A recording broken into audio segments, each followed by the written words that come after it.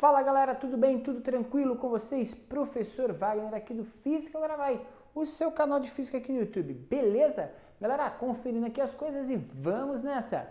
A aula de hoje eu quero tratar com você o seguinte, beleza? A gente vai falar de cinemática, assunto que cai muito em provas, é a base de toda a física mecânica, é o início de todo o processo. Então é importante que você, cara aluno, esteja muito consciente do que vem a ser esse conceito de cinemática, principalmente nessa primeira parte, a parte inicial, que fala sobre movimento retilíneo uniforme. A física em si, ela fala sobre a ideia de movimento. Mas o que vem a ser movimento? Nós estamos aqui nesse exato momento parados ou nos movimentando?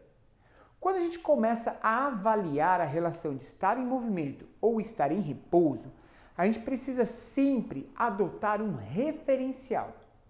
Se eu considerar em relação a esta lousa, eu estou parado aqui, falando com você. A minha distância em relação a essa câmera que está gravando esse vídeo é a mesma o tempo todo, então eu estou parado em relação à câmera. Mas percebe que quando eu falo que eu estou parado, eu sempre respondo, estou parado em relação a algo. Por quê? Se a gente fosse pensar que qualquer coisa poderia estar em movimento, eu poderia dizer que, eu não estou parado, né? Se a gente for analisar que, por exemplo, o planeta Terra está em movimento constante, né? Em torno do Sol, em torno do seu próprio eixo, ou seja, a gente nunca estaria parado. Então, a física começou a adotar o seguinte: para que você possa dizer que está parado ou em repouso, é importantíssimo que você pense no seguinte, meu querido, que você está parado ou em repouso sempre em relação a um referencial, e esse referencial precisa ser um referencial inercial, um referencial que esteja fixo à Terra, beleza? Mas na adoção do seu referencial você não pode adotar qualquer coisa. Por exemplo, se eu adotar essa caneta e ela fosse fixa na Terra, e eu pegar esse apagador e começar a analisar essa caneta como referência para esse apagador, tá tudo tranquilo, porque a caneta ela é menor do que o apagador. Então tá tranquilo, se o apagador se movimentar, ele vai ocupar sempre uma única posição em relação à caneta. Agora, pensa no inverso, no oposto. Se o apagador fosse referencial para a caneta, aonde que a caneta está? Na frente do apagador. E aqui, também na frente do apagador. Ela está ocupando a mesma posição? Não. Então, o apagador não seria um bom referencial para a minha caneta. Para que eu tenha um sistema de referências interessante e para que eu tenha um referencial importante, eu preciso sempre analisar o seguinte: esse referencial, ou seja, esse ponto de referência, ele tem que ter dimensões unitárias em relação ao corpo que está em movimento, para que o corpo ocupe apenas uma posição de cada vez em relação a esse referencial, beleza? Gente, vindo aqui para a lousa, a gente vai falar de movimento retilíneo e uniforme. O movimento retilíneo é um movimento em linha reta, e ele é uniforme porque a sua velocidade não muda, a sua velocidade é constante. A velocidade, por sua vez, é a rapidez com que um corpo se movimenta. A velocidade é a rapidez com que o corpo se movimenta em relação a algo, ora se afastando, ora se aproximando. A velocidade em si é dita como grandeza vetorial. Por quê? Porque para você determinar velocidade, você precisa determinar intensidade dessa velocidade, você precisa determinar a direção dessa velocidade e o sentido. Eu estou na rodovia Castelo Branco, no estado de São Paulo, indo do interior para a capital, a 80 km por hora. Perceba, eu defini uma direção, rodovia Castelo Branco, que liga todo o estado de São Paulo, pensei em si, num sentido interior capital e dei para você o valor da velocidade, um módulo dessa velocidade, beleza? Então tranquilo. A velocidade, gente, ela vai ser descrita como o deslocamento de um corpo dividido pelo tempo. Deslocamento é diferente de trajetória. Eu fiz aqui a trajetória real que o corpo tem que fazer para sair de um ponto e chegar em outro. Porém, o deslocamento desse corpo é a menor distância entre estes dois pontos, tranquilo? E essa menor distância entre os dois pontos a gente chama de deslocamento. Então a relação desse deslocamento em relação ao tempo, ou seja, a rapidez com que eu me desloco nesse sistema, é o que eu vou chamar de velocidade. Tranquilo? Gente, partindo desse pressuposto, eu vou fazer para você aqui o que a gente chama de equação horária da posição. O que é? Esse ΔS que eu descrevi aqui para você, na verdade, ele pode ser descrito como posição final menos posição inicial. O ΔT pode ser descrito como tempo final menos tempo inicial. Vamos supor que no nosso sistema, o nosso tempo inicial seja 0. Então a gente vai ficar só com T. E o S final é exatamente o que eu quero saber, prever onde que o corpo vai estar depois de um determinado tempo. Quando eu organizo essa equação, eu vou ficar então que a posição final em função do tempo é igual à posição inicial mais a velocidade vezes o tempo. Tranquilo? Percebe? Posição inicial é mais a velocidade vezes o tempo. Velocidade vezes tempo, sabe o que é isso aqui? É deslocamento. E, ou seja, a posição final do corpo é exatamente a posição inicial que ele tem, mas o quanto ele se deslocou. Bem tranquilo, né? Pessoal, a única coisa que a gente precisa pensar, e assim, o que dá muito chabu, muito problema na galera aí, que vai resolver problemas de física relacionada à cinemática, é relacionar metros por segundo, que é uma unidade de medida de velocidade, é a unidade de medida que está no Sistema Internacional de Medidas, e quilômetros por hora. É o que a gente usa no nosso dia a dia, beleza? Como que a gente faz isso? Gente, para eu passar de metros por segundo para quilômetros por hora, eu vou pegar o valor da velocidade de metros por segundo e vou multiplicar por 3,6. Exemplo, se eu tiver uma velocidade de 10 metros por segundo, isso equivale a 36 km por hora, porque 10 vezes 3,6 dá 36. Tranquilo? Se eu quiser passar de km por hora para metros por segundo, eu faço o oposto. Então, por exemplo, se eu tiver 108 km por hora e eu quiser passar para metros por segundo, eu vou dividir isso por 3,6. Isso vai remeter a 30 metros por segundo. Então é importante você saber fazer essa conversão de unidades, porque muitos exercícios eles pegam em cima disso.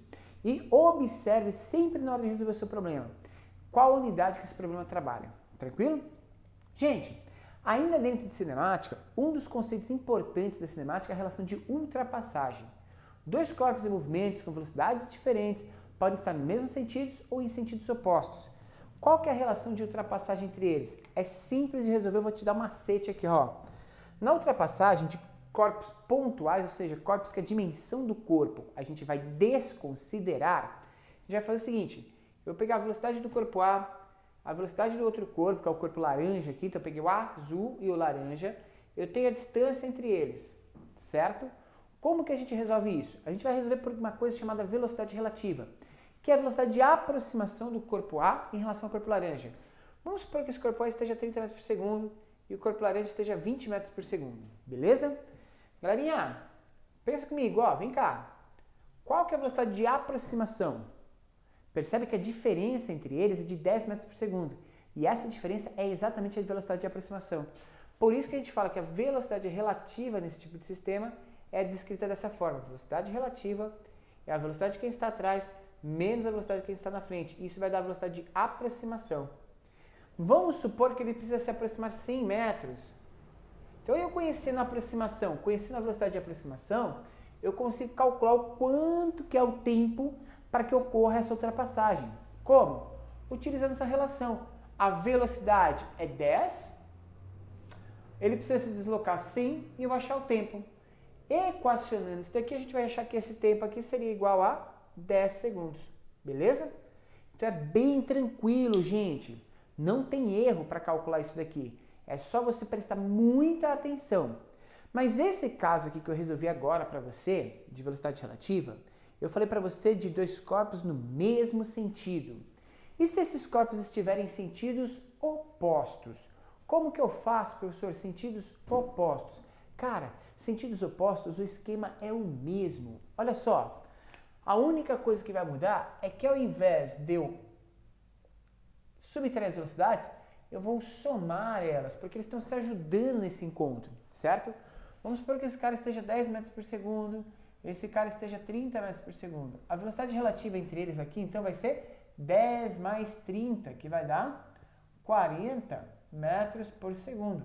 Essa seria a velocidade relativa em sentidos opostos. Pausa.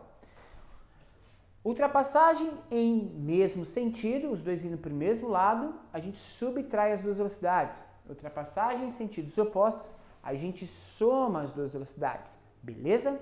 Gente, pensando nisso, a gente poderia calcular da mesma forma aí o tempo de ultrapassagem desse sistema. E vai ser muito menor do que o outro, já que a velocidade relativa é maior. Dentro de ultrapassagem, a gente ainda tem uma característica importante, que é a ultrapassagem de corpos extensos, quando a dimensão do corpo ou a dimensão daquilo que o corpo está ultrapassando tem que ser considerada. É o exemplo, por exemplo, de um trenzinho aqui tentando atravessar um túnel, certo? Quando eu tenho esse trenzinho tentando atravessar esse pequeno túnel, a gente tem que considerar algumas coisas muito importantes nesse sistema. Quais são? Gente, eu preciso considerar o tamanho, o comprimento do meu trem, certo? Eu preciso considerar o quanto que falta para que esse trem, um ponto de referência nesse trem, chegue até o túnel e também preciso considerar o tamanho desse túnel, ok? Então o deslocamento necessário para fazer essa ultrapassagem é o tamanho do trem, a distância entre o trem e o túnel e a própria distância do túnel. Isso pode estar relacionado a dois caminhões, pode estar relacionado a um caminhão e um carro, um trem e um caminhão, beleza? Nesse caso aqui, só um deles está em movimento, eu vou considerar só a velocidade desse cara, tá? Mas eu poderia ter mais do que um corpo em movimento. E aí, tranquilo, a gente vai fazer a relação de velocidade relativa. Tá, tranquilo? Vamos supor que esse túnel aqui tenha 100 metros, essa distância aqui seja de 90 metros e o trenzinho tenha 10 metros de comprimento. Certo?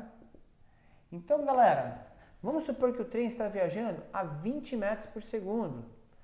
Quanto tempo que leva esse trem para ultrapassar esse túnel como um todo? A gente vai ter a distância total que vai ser 200 metros. Então, ΔS é igual a 200 metros. A nossa velocidade é 20 metros por segundo e a gente tem que achar o tempo. De novo, joga na equação. E a gente sabe que o tempo vai ser igual exatamente a ΔS dividido pela velocidade. Logo, a gente vai ter 200 dividido por 20. O tempo é igual a 10 segundos. Beleza? Então são tranquilos exercícios, tá? Não tem erro se você prestar muita atenção no que você está fazendo ao trabalhar esses tipos de conceitos. O movimento retilíneo uniforme, ele tem sempre velocidade constante. Então, se eu fosse colocar a velocidade no gráfico de velocidade por tempo, esse gráfico ia ser uma reta horizontal, porque a velocidade não muda, tá? Já no gráfico de movimento retilíneo uniforme, quando a gente vai analisar a distância pelo tempo, a gente tem duas possibilidades. Uma reta ascendente, que é essa reta preta, e uma reta descendente, que é essa reta laranja, tá? Essa reta preta aqui, gente, representa um movimento progressivo, ou seja, o corpo está se afastando do ponto de referência. Já a reta laranja representa um movimento retrógrado, ou seja, ele está se aproximando do ponto de referência. Tranquilo? Gente, para a gente finalizar, composição de movimentos. Tranquilo? Vamos lá, vamos ver se a gente consegue pegar isso aqui. Eu tenho dois corpos, um corpo tentando atravessar um rio, um barco tentando atravessar um rio. Quando a gente vai falar de um barco atravessando um rio, a gente precisa falar de composição de movimentos. Por quê? Porque para atravessar um rio, eu preciso pensar na minha velocidade, mas também na velocidade do rio, que vai tentar me deslocar nessa travessia. E aí eu preciso verificar como que esses dois corpos se comportam nesse sistema. No caso que eu coloquei de exemplo aqui para você, o barco ele está na transversal, ou seja, ele está atravessando o rio com 90 graus em relação à correnteza e a velocidade de correnteza está puxando ele para baixo. Certo? Como que a gente faz isso? Nesse caso é tranquilo. Eu vou pegar a velocidade da correnteza, que está aqui, vou no final da velocidade da correnteza colocar a velocidade do barco e vou achar aqui a velocidade relativa entre eles, que na verdade vai ser uma velocidade na diagonal. Essa velocidade relativa é chamada de velocidade total. E nesse caso, como aquela figura forma um triângulo, a gente vai considerar que essa velocidade total nada mais é do que resolvida por Pitágoras. A velocidade total ao quadrado é a velocidade da correnteza ao quadrado mais a velocidade do barco ao quadrado. Nossa, professor, essa última parte ficou meio assim indigesta para mim. Eu sei, Mas essa última parte é o ponto de partida para a gente começar a nossa próxima aula, beleza? Onde a gente vai falar de grandezas vetoriais e a gente vai falar de como que a gente pode fazer a soma entre essas grandezas vetoriais. Espero que você tenha curtido essa aula, espero que essa aula tenha trazido muitos conceitos para você. Curtiu essa aula? Se você curtiu essa aula, cara, dá um like, compartilha com os seus amigos. É importante que você compartilhe esse vídeo. E não deixe de se inscrever aqui no nosso canal. A sua presença é muito importante pra gente. Um grande abraço, até a próxima aula e tchau!